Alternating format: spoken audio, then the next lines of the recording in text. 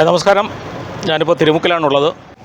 ഇവിടുത്തെ അശാസ്ത്രീയമായ അടിപ്പാത പുനർനിർമ്മിക്കണമെന്നാവശ്യപ്പെട്ടുകൊണ്ട് ചാത്തന്നൂർ വികസന സമിതിയും പരവൂർക്കാർ കൂട്ടായ്മ ഉൾപ്പെടെയുള്ള സംഘടനകൾ സംയുക്തമായി ആരംഭിച്ചിട്ടുള്ള റിലേ സത്യാഗ്രഹം ഇന്ന് 10ാം ദിവസത്തിലേക്ക് കടക്കുകയാണ്. തിരുമുക്ക് അടിപ്പാതയ്ക്ക് തൊട്ട് ചേർന്നുള്ള ഒരു കടമുറിയിലാണ് സത്യാഗ്രഹം ദിവസേന നടന്നുകൊണ്ടിരിക്കുന്നത്.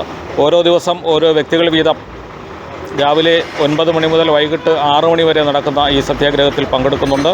അവരുടെ ആശംസിക്കുന്നതിനും അഭിവാദ്യം അർപ്പിക്കുന്നതിനുമായി നിരവധി വ്യക്തികളും സംഘടനാ പ്രവർത്തകരുമൊക്കെ ഈ സമരപ്പന്തലിലേക്ക് എത്തിക്കൊണ്ടിരിക്കുന്നുണ്ട്. നല്ല ജനപങ്കാളിത്തമാണ് ഈ സത്യാഗ്രഹ ദിവസങ്ങളിൽ ഇവിടെ കിട്ടിക്കൊണ്ടിരിക്കുന്നത്. ഇന്ന് കൊല്ലത്തിൻ്റെ ബഹുമാനപ്പെട്ട MP ശ്രീ NK പ്രേമചന്ദ്രൻ പന്തൽ സന്ദർശിക്കുന്നുണ്ട്. എല്ലാവരും അദ്ദേഹത്തിൻ്റെ വരവിനായി കാത്തു നിൽക്കുകയാണ്. ഏതാനും നിമിഷങ്ങൾക്കകം അദ്ദേഹം ഇവിടെ എത്തിച്ചേരുമെന്ന് പ്രതീക്ഷിക്കുന്നു.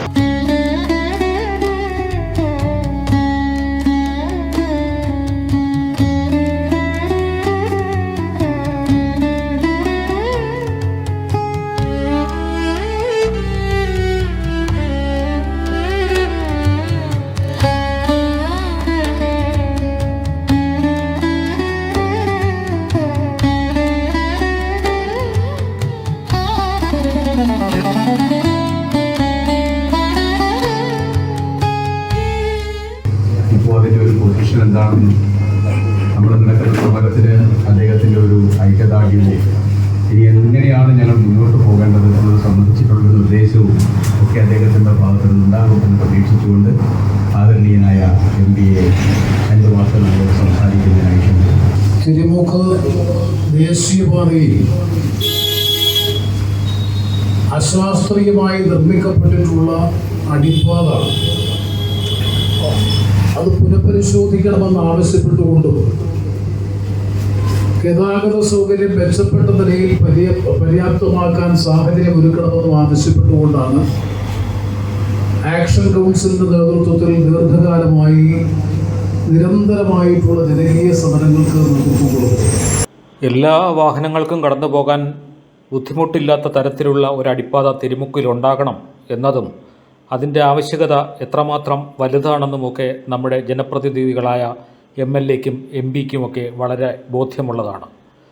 ഇന്ന് കൊല്ലം MP ഈ സമരപ്പന്തൽ സന്ദർശിക്കുന്നു എന്നറിഞ്ഞപ്പോൾ അനുകൂലമായ എന്തെങ്കിലും വാർത്തകൾ അദ്ദേഹത്തിൽ നിന്നും കേൾക്കും എന്ന പ്രതീക്ഷയിലായിരുന്നു സമരത്തിൽ ഏർപ്പെട്ടിരിക്കുന്നവർ. എന്നാൽ വളരെ നിരാശാജനകമായ വാക്കുകളാണ് MPയിൽ നിന്നും കേൾക്കാൻ സാധിച്ചത്. അദ്ദേഹത്തിൻ്റെ വാക്കുകൾ തുടർന്ന് കേൾക്കാം. എന്നാൽ ഏറ്റവും ഒടുവിൽ national highway authority of India ഉദ്യോഗസ്ഥരുമായി നടന്നിട്ടുള്ള ചർച്ചകളിലും പിന്നീട് നടന്നിട്ടുള്ള സംഭവവികാസങ്ങളുടെയും ഒക്കെ പശ്ചാത്തലത്തിൽ അടിയന്തര പ്രാധാന്യത്തോടു കൂടി തന്നെ 2026 ജനുവരി ഫെബ്രുവരി മാസത്തോടുകൂടി നാഷണൽ ഹൈവേ 66ന്റെ ബഹുഭൂരിപക്ഷം സെക്ടറുകളും കമ്മീഷൻ ചെയ്യണം, പ്രാവർത്തികമാക്കണമെന്നുള്ള നിർബന്ധിതമായ നിർദ്ദേശത്തിന്റെ അടിസ്ഥാനത്തിൽ പുതിയ ഒരു പ്രവൃത്തികളും ഇനി ഏറ്റെടുക്കേണ്ടതായിട്ടില്ല എന്ന ഒരു പൊതു നിലപാടാണ് കേന്ദ്ര ഗവൺമെന്റ് സ്വീകരിച്ചിട്ടുള്ളത്. അതിനനുരോധമായിട്ടുള്ള നിലപാടാണ് സംസ്ഥാന ഗവൺമെന്റും സ്വീകരിച്ചിട്ടുള്ളത്. അതാണ് 2026 ജനുവരി ഫെബ്രുവരി മാസത്തിൽ മിക്ക പണികളും പൂർത്തിയാക്കി ഇത് കമ്മീഷൻ ചെയ്യാൻ കാത്തിരിക്കുകയാണ്. അപ്പോൾ എങ്ങനെയാണ് ഇനി ഇങ്ങനെയുള്ള പുതിയ അടിപ്പാതകൾ നമ്മൾ ആവശ്യപ്പെട്ടാൽ അവർ അംഗീകരിക്കുക? അതിനിയെങ്കിലും നമ്മൾ മനസ്സിലാക്കണ്ടേ? ഈ കാര്യങ്ങളൊക്കെ ബന്ധപ്പെട്ട ഉദ്യോഗസ്ഥർ ഞങ്ങളോട് വിശദീകരിച്ചു. ആ വിശദീകരിച്ചതിന്റെ അടിസ്ഥാനത്തിൽ ഇനി ഒരു പുതിയ പ്രവൃത്തി ഏറ്റെടുക്കുക അസാധ്യമാണ് എന്ന നിലയിലാണ് റീജിയണൽ ഓഫീസറിലെ ബന്ധപ്പെട്ട അധികൃതരുമായി നടന്ന ചർച്ചയിൽ വളരെ നിരാശാജനകമായിട്ടുള്ള റിപ്പോർട്ടാണ് ലഭിച്ചത്. അപ്പോൾ ഇനിയുള്ള സമരമുറകളും സത്യാഗ്രഹങ്ങളും ഒക്കെ തുടർന്ന് പോകണോ എന്നുള്ളത് നമ്മൾ ഓരോരുത്തരും ചിന്തിക്കേണ്ട ഒരു കാര്യമാണ്.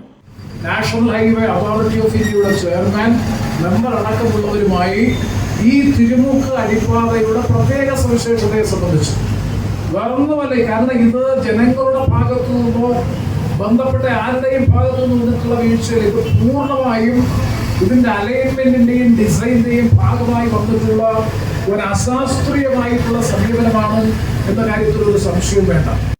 ഓരോ പ്രദേശത്തെയും വർക്കുകൾ വിവരിക്കുകയും അതാത് പ്രദേശങ്ങളിൽ ആവശ്യമുള്ള അടിപ്പാതകളും ഫ്ലൈ ഓവറുമൊക്കെ ഡീറ്റെയിലായി രേഖപ്പെടുത്തിയ ഒരു റിപ്പോർട്ട്, അതായത് DPR, അതാത് ദേശങ്ങളിലെ ജനപ്രതിനിധികൾക്ക് ലഭിച്ചിട്ടുണ്ട് എന്നാണ് അറിയാൻ കഴിഞ്ഞത്. അങ്ങനെയൊരു DPR നമ്മുടെ ജനപ്രതിനിധികൾക്കും ലഭിച്ചിട്ടുണ്ടോ? അങ്ങനെ ലഭിച്ചിട്ടുണ്ടെങ്കിൽ ഇവിടുത്തെ അടിപ്പാതയെക്കുറിച്ച് അതിൽ പറഞ്ഞിട്ടുണ്ടോ? ഒരു സ്മാൾ വെഹിക്കിൾ അണ്ടർപാസാണ് ഇവിടെ നിർമ്മിക്കുന്നത് എന്നുള്ള കാര്യം ആ DPRൽ ഉണ്ടായിരുന്നോ എന്നുള്ള വിവരങ്ങൾ ജനങ്ങളുമായി പങ്കുവെക്കേണ്ടതാണ്. സാധാരണ ഒരു അടിപ്പാതയുടെ സ്വഭാവത്തിലാണ് ഈ അടിപ്പാതയിൽ നിർമ്മിക്കപ്പെട്ടിട്ടുള്ളത്. കാരണം പരവൂർ നഗരസഭയടക്കം നെടുങ്കോലം ഉൾപ്പെടെയുള്ള നിരവധിയായ ഈ മേഖലകളിലെ പ്രദേശങ്ങളിലേക്ക് ഇവിടെ നേരത്തെ വിദ്യാർത്ഥികൾ നിവേദനത്തിൽ സൂചിപ്പിച്ചതുപോലെ ആയിരക്കണക്കിന് വിദ്യാർത്ഥികളടക്കം ആശുപത്രിയും ആംബുലൻസും അതുപോലെ തന്നെ ഫയർ സ്റ്റേഷൻ ഉൾപ്പെടെയുള്ള നിരവധി സ്ഥാപനങ്ങൾ ഈ മേഖലയിൽ ഉള്ളതിനെ സംബന്ധിച്ച് വ്യക്തമായ ഒരു ധാരണയും കൂടാതെ ഉണ്ടായ ഒരു ഒറിജിനൽ അലൈൻമെന്റിന്റെയും ഡിസൈനിന്റെയും അടിസ്ഥാനത്തിലാണ് തിരുമുക്ക് പോലെയുള്ള ഈ പ്രധാനപ്പെട്ട ഒരു പ്രദേശത്ത് അതിന് പ്രധാനമായും പരവൂർ നഗരസഭയുമായി ബന്ധപ്പെട്ട നിരവധിയായ സ്ഥാപനങ്ങളും 3-4 പഞ്ചായത്ത് പ്രദേശങ്ങളും ഉൾപ്പെടെയുള്ള തീരദേശ മേഖലയുമായി ബന്ധിപ്പിക്കുന്ന ഏറ്റവും പ്രധാനപ്പെട്ട ഒരു കവാടം എന്ന നിലയിൽ ആ ഗൗരവതരമായ സമീപനം കൂടാതെ ഉണ്ടായ അലൈൻമെന്റിൽ ഡിസൈനിൽ വന്നിട്ടുള്ള ഒരു വീഴ്ചയാണ് ഈ 7 മീറ്റർ വീതിയിലുള്ള കേവലമായ ഒരു അടിപ്പാതയായി ഒരു SVUP ആയി ഇവിടെ നിർമ്മിക്കപ്പെട്ടിട്ടുള്ളത് എന്നൊരു വസ്തുതയാണ്. അതെ, ഇപ്പറഞ്ഞ കാര്യങ്ങളൊന്നും ഈ 1-2 വർഷത്തിന് ഇടയ്ക്ക് ഉണ്ടായതല്ല. നമ്മുടെ ജനപ്രതിനിധികളും MLA ആയാലും MP ആയാലും അവർ 10 വർഷത്തിലധികമായി ഇവിടെ നമ്മളെ സേവിച്ചുകൊണ്ടിരിക്കുന്നു. പരവൂരിലും ചുറ്റുമുള്ള പ്രദേശങ്ങളിലൊക്കെ ഇത്തരം വ്യവസായങ്ങളും സ്ഥാപനങ്ങളും ഒക്കെ ഉണ്ടെന്ന് ഇവർക്കറിയാവുന്നതായിരുന്നില്ലേ? അതുകൊണ്ട് 2026 ജനുവരി ഫെബ്രുവരി മാസത്തോടുകൂടി പദ്ധതി കമ്മീഷൻ ചെയ്യണമെന്നുണ്ടെങ്കിൽ പുതിയ വർക്കുകൾ ഏറ്റെടുത്താൽ അത് കാലതാമസത്തിന് ഇടവരുമെന്നുള്ള ഒരു സാങ്കേതികത്വത്തിന്റെ പേരിലാണ് ഇപ്പോൾ പറഞ്ഞത്. കാരണം ആദ്യത്തെ യോഗത്തിൽ ആക്ഷൻ കൗൺസിൽ ഭാരവാഹികളും റീജിയണൽ ഓഫീസർ ഉൾപ്പെടെയുള്ള ബന്ധപ്പെട്ടവരുടെ സാന്നിധ്യത്തിൽ ആദ്യവട്ടം ചർച്ച നടത്തിയപ്പോൾ അവർ തന്നെ മുന്നോട്ട് വെച്ച നിർദ്ദേശമാണ് രണ്ടാമതൊരു അടിപ്പാത കൂടി സമാന സ്വഭാവത്തിൽ ഒന്നുകൂടി നിർമ്മിച്ചുകൊണ്ട് വൺ വേ ട്രാഫിക് ആക്കി മാറ്റിക്കൊണ്ട് ഈ പ്രശ്നം പരിഹരിക്കാൻ കഴിയുമെന്നുള്ള ഒരു ടെക്നിക്കൽ സൊല്യൂഷൻ, സാങ്കേതികമായിട്ടുള്ള പരിഹാര നിർദ്ദേശം മുന്നോട്ട് വെച്ചത് അതോറിറ്റിയുടെ റീജിയണൽ ഓഫീസറാണ്. പിന്നീടാണ് നയപരമായ നിലപാടിൽ മാറ്റം വന്നതിന്റെ അടിസ്ഥാനത്തിൽ പുതിയ പ്രവൃത്തികളൊന്നും ഏറ്റെടുക്കേണ്ടതില്ല എന്നൊരു കർക്കശമായ നിലപാട് വന്ന പശ്ചാത്തലത്തിലാണ് ഒരു നെഗറ്റീവ് ആറ്റിറ്റ്യൂഡിലേക്ക് വിഷയം പോയിട്ടുള്ളത്. അപ്പോൾ ഇത് നെഗറ്റീവ് അപ്രോച്ചിലേക്ക് പോയി കഴിഞ്ഞു. ഇനിയും പൊതുജനങ്ങളുടെ പൈസ പിരിച്ച് ഇതുപോലുള്ള സത്യാഗ്രഹങ്ങളും സമരങ്ങളും തുടർന്നു പോകണോ എന്ന് സമരസമിതി നേതാക്കൾ പുനർചിന്തനം ചെയ്യേണ്ടതായിട്ടുണ്ട്.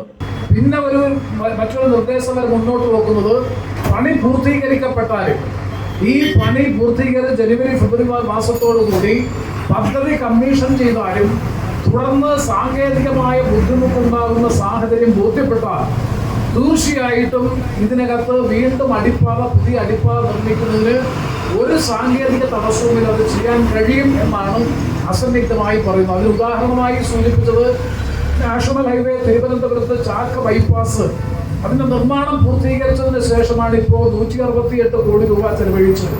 3 അടിപ്പാതകൾ ഒന്ന് ഇഞ്ചക്കൽ ജംഗ്ഷൻ ഉൾപ്പെടെയുള്ള സ്ഥലങ്ങളിൽ പില്ലറിൽ തീർത്ത 3 പ്രധാനപ്പെട്ട അടിപ്പാതകൾ 168 കോടി രൂപ ചെലവഴിച്ചപ്പോൾ അതിന്റെ നിർമ്മാണം നടന്നുകൊണ്ടിരിക്കുകയാണ്. വളരെ നല്ല ഉദാഹരണം. തിരുവനന്തപുരം പോലുള്ള മെട്രോപൊളിറ്റൻ സിറ്റികളിൽ അത് നടക്കും.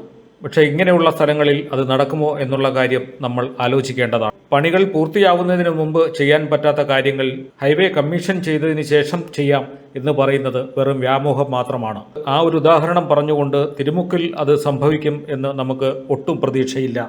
അപ്പൊ അങ്ങനെ എല്ലാ തലത്തിലും, കേന്ദ്ര ഗവൺമെന്റ് തലത്തിലും സംസ്ഥാന തലത്തിലും അതുപോലെ തന്നെ രാഷ്ട്രീയ തലത്തിലും പാർലമെന്റ് അംഗമെന്ന നിലയിലും നിയമസഭാംഗമെന്ന നിലയിലും നമ്മുടെ ആകെ കൂട്ടായ പരിശ്രമത്തിലൂടെ ഈ കാര്യത്തിനൊരു ഗുണപരമായ പരിഹാരം ഉണ്ടാകുന്നതിന് വേണ്ടിയിട്ടുള്ള ആ കൂട്ടായ ദൗത്യത്തിന് തീർച്ചയായും ആക്ഷൻ കൗൺസിലിന്റെ നേതൃത്വത്തിലൂടെ നടന്നുകൊണ്ടിരിക്കുന്ന അനിശ്ചിതകാല സമരം സഹായകരമാകും, അതിന് പ്രചോദനമായി തീരുമെന്ന കാര്യത്തിൽ ഒരു സംശയവും വേണ്ട.